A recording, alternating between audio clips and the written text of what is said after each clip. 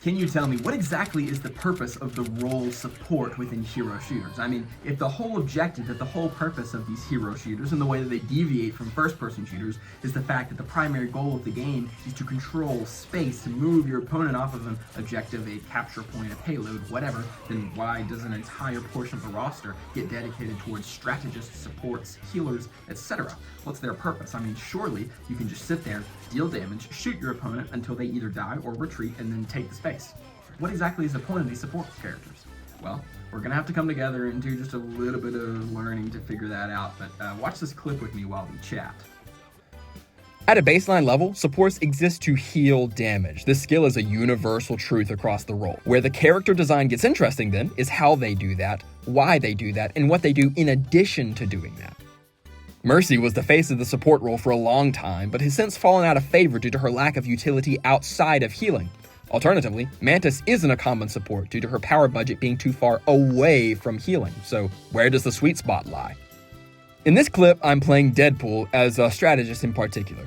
Deadpool is unquestionably a main healer, a support who primarily exists for the healing they provide. Primary fire, projectile, aura, all of it is solely existing for healing.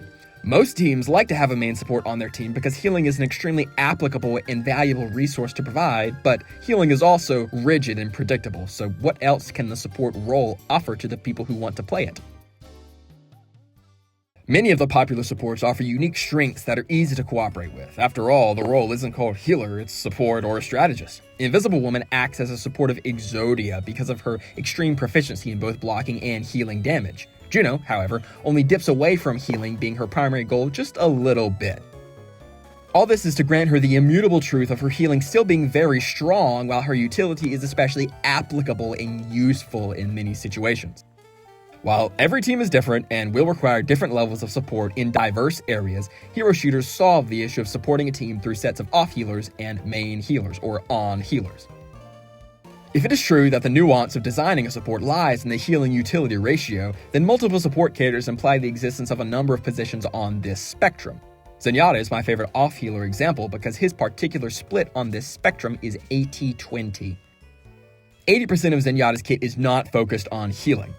He has a primary fire that benefits from range, damage, and attack speed. He has a utility ability in the form of Discord Orb that increases damage taken by a powerful percentage rather than a weak, flat amount.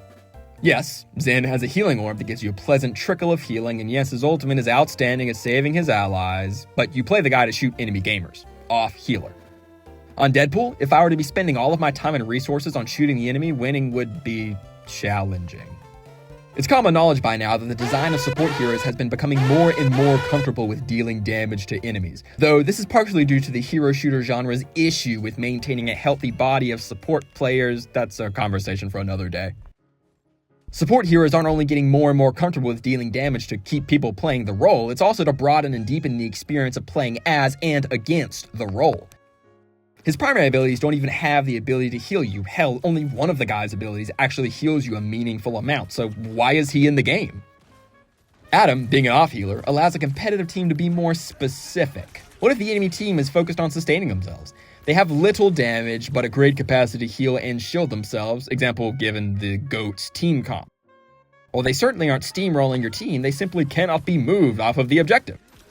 Well, your team needs a greater ability to pry the enemy out of their comfort zone. Your healing becomes less valuable or desirable as a stat because it's less effective against this particular team, so sacrifice some of that healing for damage. Upon your, say, Loki, swapping to Adam, your team immediately has more kill pressure.